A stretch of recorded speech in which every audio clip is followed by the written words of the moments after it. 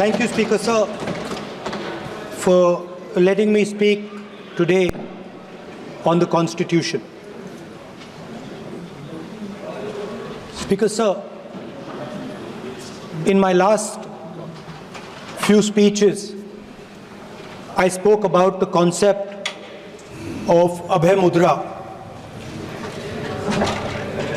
the concept of fearlessness, truth, and non-violence. And I showed the House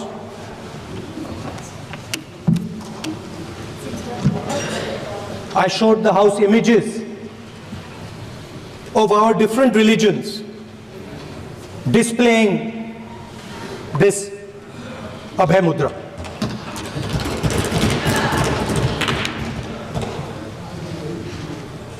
People call the Constitution the longest written Constitution in the world.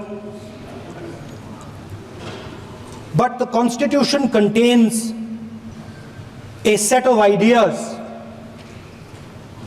from one philosophy of our nation, one central philosophical set of ideas of our nation. When we look at the Constitution and we open the Constitution, we can hear the voice and the ideas of Ambedkar, of Mahatma Gandhi, of Jawaharlal Nehru. But where did those ideas come from? Those ideas came from an old, profound tradition in this country. Those ideas came from Shiva, from Guru Nanak, from Basavana, from Buddha, from Mahavir, from Kabir, from a list of people.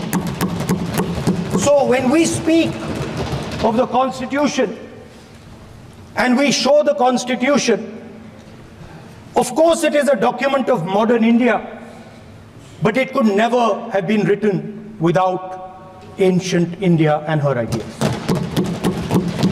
So when we look at this Constitution, we remember this list of people, all different variations on the same idea. And in front of us stand the people who follow a very different philosophical tradition. And I want to start my speech by quoting what the supreme leader,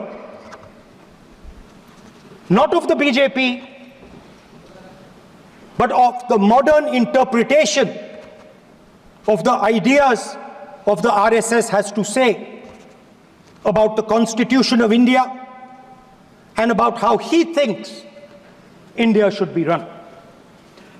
The worst thing about the Constitution, the worst thing about the Constitution of India is that there is nothing Indian about it.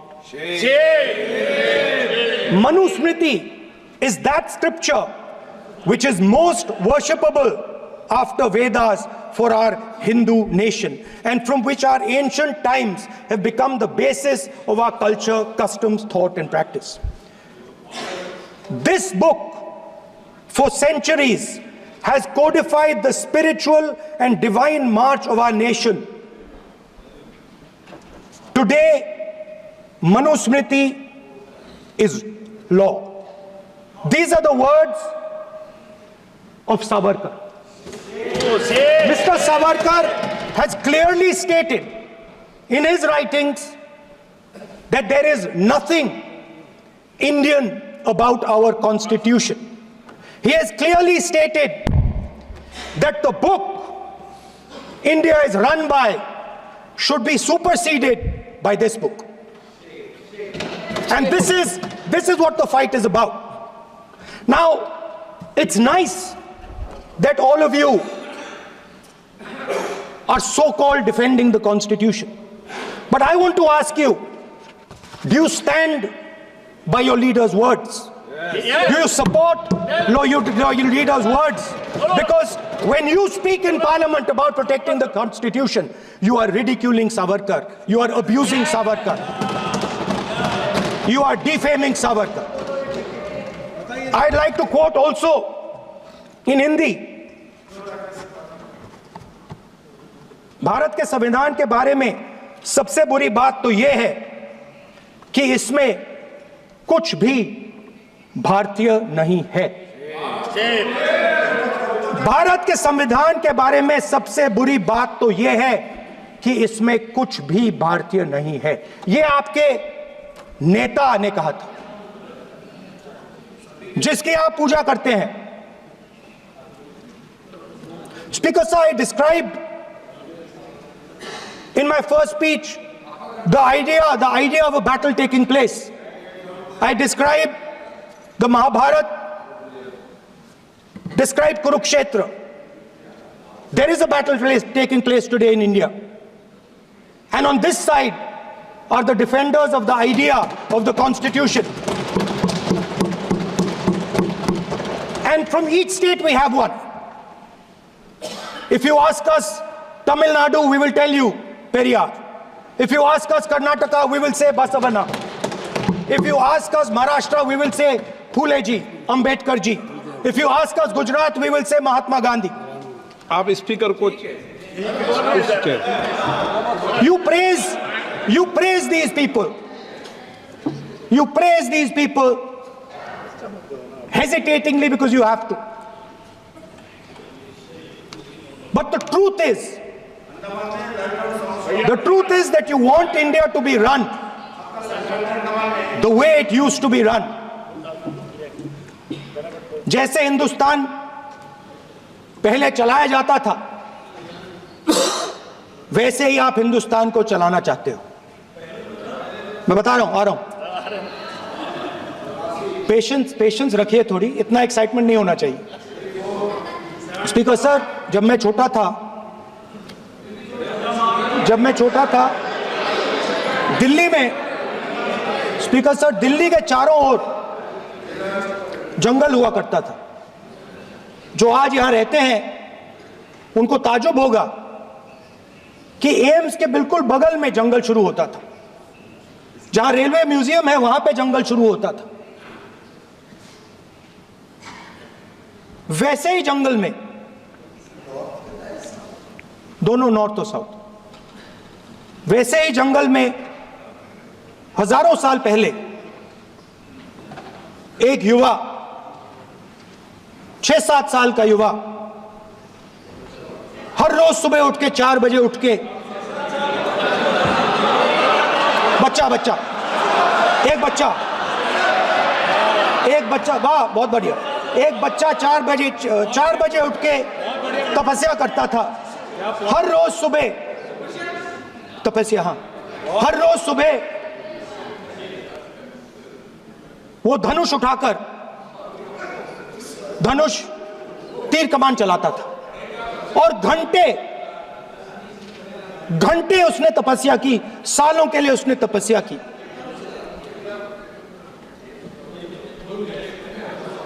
पास लोगों को पता लगने लगा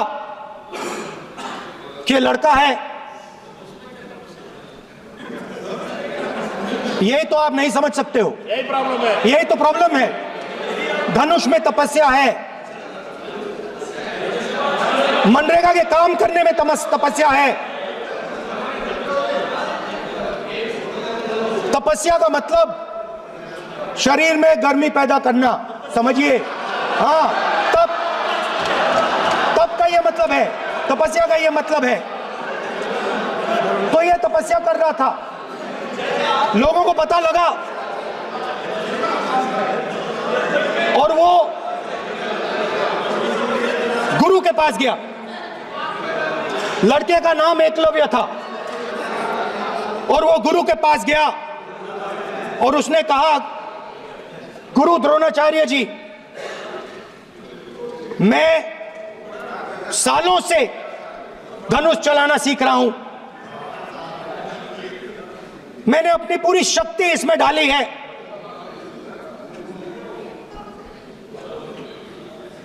आप मेरी मदद कीजिए, आप मेरे गुरु बनिए। द्रोणाचार्य जी ने एकलव्य को कहा कि आप ऊंची जात के नहीं हो, आप ऊंची जात के नहीं हो, आप द्विजा नहीं हो, मैं आपका गुरु नहीं बनूंगा, यहां से तुम चले जाओ। और एकलव्य चला गया।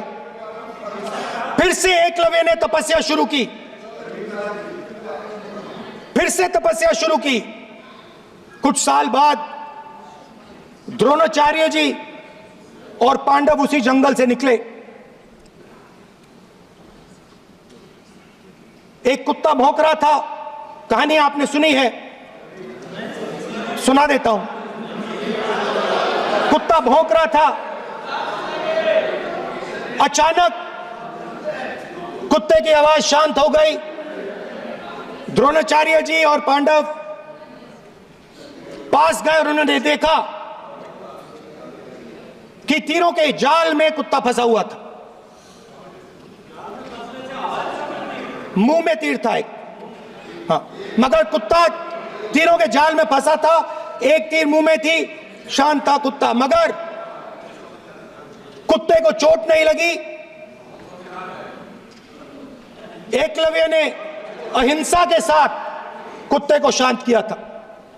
द्रोणाचार्य जी आते हैं और एकदम पूछते हैं, तुम्हें यह किसने सिखाया? एकलव्य जवाब देता है, द्रोणाचार्य जी, यह मैं सीखा हूं, मैंने तपस्या की है, घंटों मैंने प्रैक्टिस की है।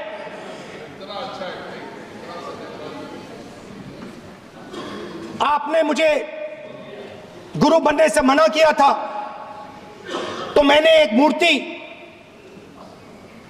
मट्टी की मूर्ति सामने रखी और मैंने प्रैक्टिस की और मैं सीखा। द्रोणाचार्य जी खुश नहीं हुए। द्रोणाचार्य जी ने एकदम कहा, तुम्हें मुझे गुरु दक्षिणा देनी है। नहीं नहीं, ये आपकी स्टोरी है, ये आपकी स्टोरी है। मेरी स्टोरी है कि द्रोणाचार्य ने पूछा।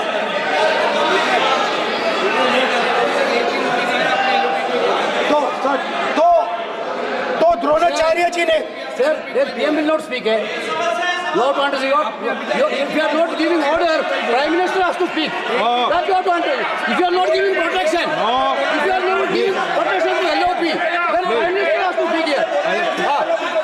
I will tell you. We will be very clear. ठीक है सर। माननीय सदस्य, आपको मैंने कई बार कहा, आप धमकी शब्दों में मत बोला करिए। एक मिनट जाती। द्रोणाचार्य जी संसदीय ने, कार्य मंत्री बोले, कितना डिस्टर्बेंस कर रहे थे। द्रोणाचार्य जी ने कहा कि मुझे आप गुरु दक्षिणा दीजिए। मेरी स्पीच ले ली आपने। तो द्रोणाचार्य जी ने उनसे कहा कि गुरु दक्षिणा के लिए मुझे तुम्हारा हुनर, तुम्हारा भविष्य, तुम्हारा अंगूठा चाहिए। और एकलव्य ने अंगूठा काट के द्रोणाचार्य को दे दिया।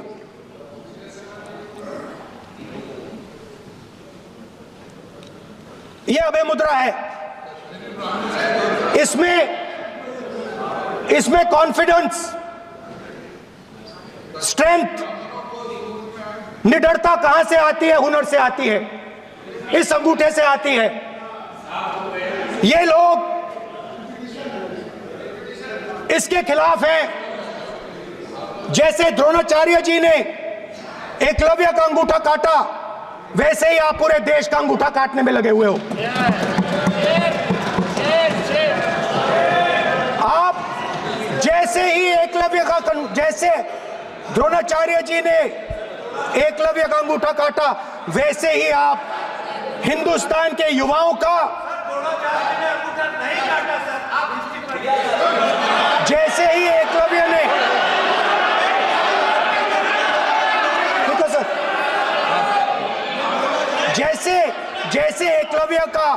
अंगूठा काटा गया, वैसे ही आप हिंदुस्तान के युवाओं का, सबका अंगूठा काटते हो। जब आप अदानी जी को धारावी देते हो,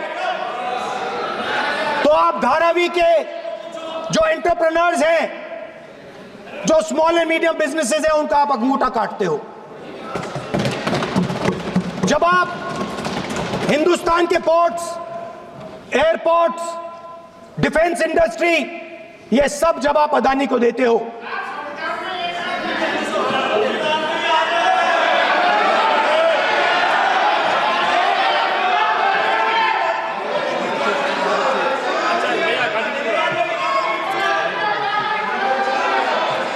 हिंदुस्तान के सारे जो फेयर प्ले बिजनेसेस हैं, जो ईमानदारी से काम करते हैं, आप उन सब का अंगूठा काटते हो जब आप अदानी की मदद करते हो। कॉन्स्टिट्यूशन में लैटरल एंट्री कर आप हिंदुस्तान के युवाओं का, पिछड़ों का, गरीबों का अंगूठा काटते हो।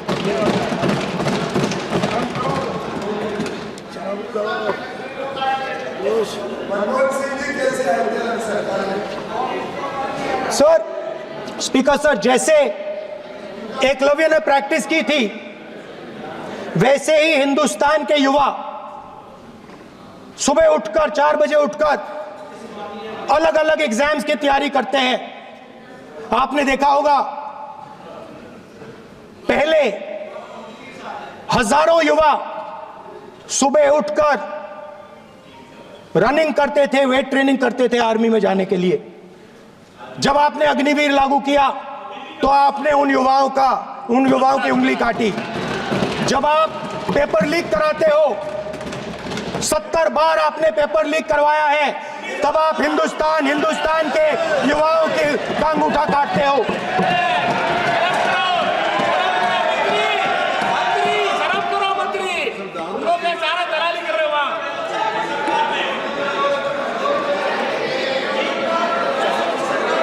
आज बाहर, दिल्ली के बाहर आपने किसानों पर टीयर गैस चलाया है, आपने किसानों पर लाठीचार्ज किया है। किसान आपसे एमएसपी मांगते हैं, सही दाम मांगते हैं, मगर आप अदानी को फायदा पहुंचाते हो, अंबानी को फायदा पहुंचाते हो और किसान का अंगूठा काटने का काम करते हो। देखिए इसको हम कहते हैं अभय मुद्रा, हम कहते हैं डरो मत, आप कहते हो हम आपका अंगूठा काट देंगे। ये फर्क है। एक तरफ कौन सर बोले, मेरे कहना है कि हम एक मिनट प्लीज बैठिए, आप बैठिए, प्लीज बैठिए, आप बैठिए।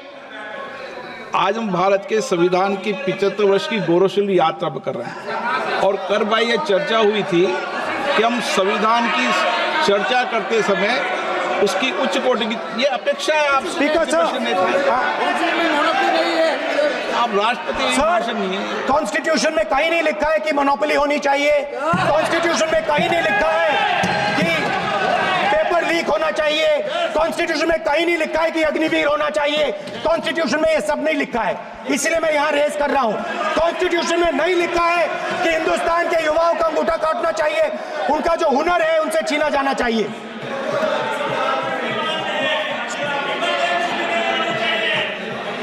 बैठे बैठे कर रहे हैं सर, 5 बजे अब भी बैठे बैठे करेंगे। अब कुछ नहीं बोलना है उस टाइम पे। 5 बजे देखिएगा, 5 बजे देखिएगा क्या करते हैं। स्पीकर सर, मिलेगा। मैं कुछ दिन पहले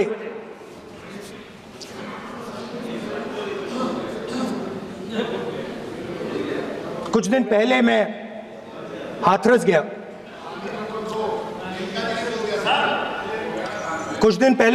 गया। हाथरस में 4 साल पहले एक लड़की का बलात्कार होता है। गैंग रेप होता है। 3-4 लोग गैंग रेप करते हैं। मैं 2-3 दिन पहले उस लड़की के परिवार के घर में गया।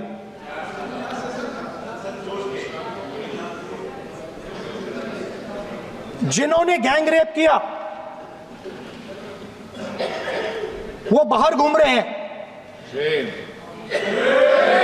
और लड़की का परिवार अपने घर में बंद है। लड़की का परिवार बाहर नहीं जा सकता है। जो अपराधी हैं वो उनको रोज धमकाते हैं और वो बाहर घूमते हैं।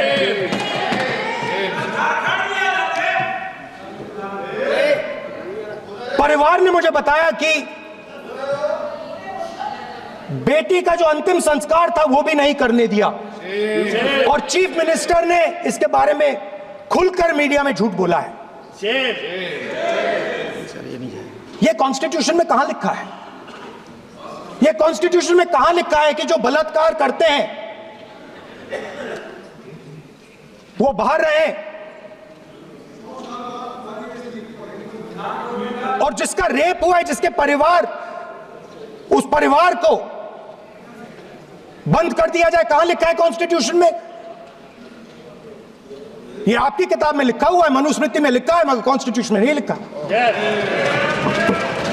और अगर आप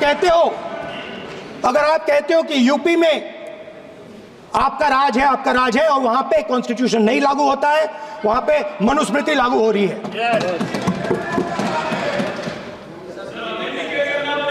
परिवार ने मुझे कहा कि यूपी की सरकार ने उन्हें वायदा किया था, कहा था कि हम आपका रिलोकेशन करेंगे, आपको कहीं और रहने की जमीन देंगे। आज तक 4 साल हो गए हैं, आज तक उनका रिलोकेशन नहीं किया गया है। और हर रोज उन्होंने मुझे फोटो दिखाई, वो बाहर निकलते हैं और जिन्होंने बलात्कार किया वो धमकाते हैं उनको। तो मैं इस हाउस में कहना चाहता हूं कि अंबेडकर जी के संविधान वाले लोग, इंडिया गठबंधन वाले लोग, हम सब मिलकर उस परिवार का रिलोकेशन हम करेंगे अगर आप नहीं करोगे तो। और हिंदुस्तान के हर गरीब व्यक्ति को हम ये कहना चाहते हैं, आपकी रक्षा कॉन्स्टिट्यूशन करता है और ये बीजेपी के लोग कॉन्स्टिट्यूशन पर 24 घंटा आक्रमण करते रहते हैं। कॉन्स्टिट्यूशन में लिखा है prohibition of discrimination on grounds of religion, race, caste, sex और place of birth. The state shall not discriminate against any citizen on grounds only of religion, race, caste, sex, place of birth or any of them. Some days back, youngsters from Sambal came to see me.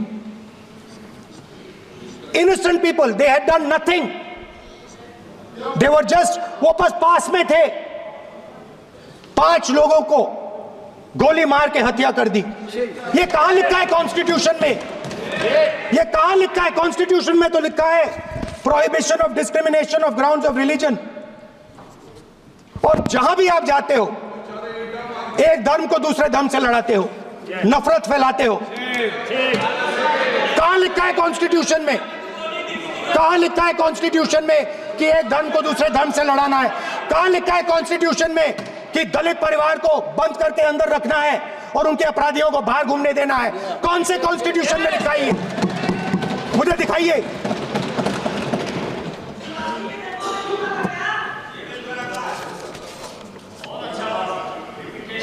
Speaker साहब, हमारी जो विचारधारा है, India गठबंधन की विचारधारा है, वो देश में कॉन्स्टिट्यूशन लाई है। हम सब मिलकर कॉन्स्टिट्यूशन की रक्षा करते हैं। अंबेडकर जी ने कहा था, if there is political equality but no social and economic equality, political equality will be destroyed. ये अंबेडकर जी के शब्द हैं और आज ये बात सबके सामने है पॉलिटिकल इक्वालिटी जो थी वो खत्म हो गई है, हिंदुस्तान के सारे इंस्टीट्यूशंस कैप्चर कर लिए गए हैं, सोशल इक्वालिटी नहीं रही, फाइनेंशियल इकोनॉमिक इक्वालिटी नहीं रही। इसीलिए हमारा अगला कदम जाति जनगणना होगा। हम देश को दिखाना चाहते हैं कि आपने किन लोगों का और कहां कहां अंगूठा काटा है। हम दलितों को, आदिवासियों को, पिछड़ों को, किसानों को, मजदूरों को दिखाना चाहते हैं कि आपने किस किस का अंगूठा काटा है। इसलिए जो मैंने वायदा किया था, इसी हाउस में यहां हम कास्ट सेंसस लागू करेंगे और उसके बाद हिंदुस्तान में एक नए तरीके का विकास होगा, एक नई तरीके की राजनीति होगी। जो मैंने पहले कहा था, जो आपको अच्छा नहीं लगता है, 50% रिजर्वेशन, उस दीवार को हम यहां तोड़ेंगे। 50% रिजर्वेशन की दीवार और जाति जनगणना हम यहां करा के दिखाएंगे। आपको जो कहना है कर लो, कह लो। स्पीकर सर, बहुत बहुत धन्यवाद।